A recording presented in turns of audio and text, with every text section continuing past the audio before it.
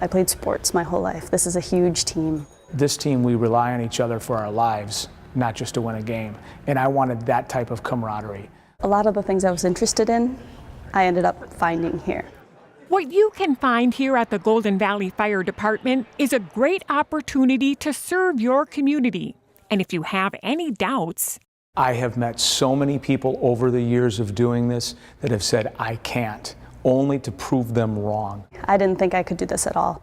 I assumed when I showed up, there would be a bunch of huge beefcake dudes that would laugh at me, thinking that I could do it, but I showed up and to the meet and greet day, and they were all super welcoming. There are some beefcakes, but they're very nice. And everybody was amazing. I didn't know if I could make it work with my life schedule. I was a full-time paramedic at the time. I had 2 kids. What I found out was that I was able to make adjustments in my life to make this work. You'd be surprised if you have ever had any interest in becoming a firefighter. You live and work within 6 minutes of one of our fire stations, give us a call. We'll meet, we'll talk about it. it's worth the time you carve out, and they make sure you're well trained.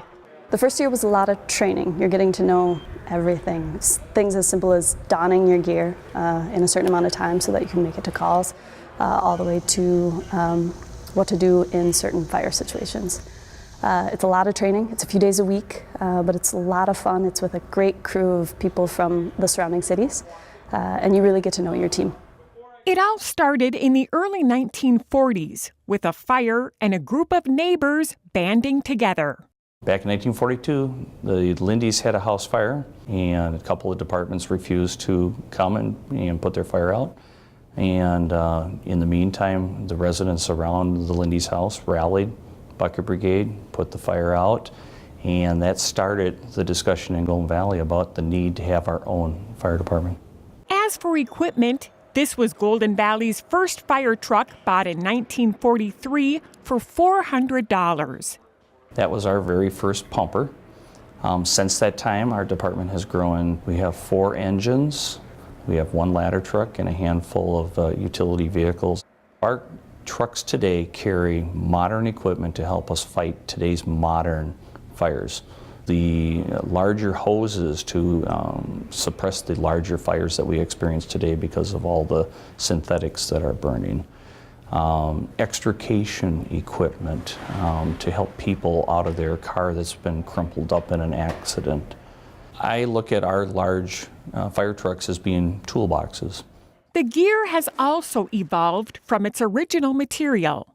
Rubber coat, rubber boots, we had rubber gloves and a helmet. That was the firefighting attire back in the 40s.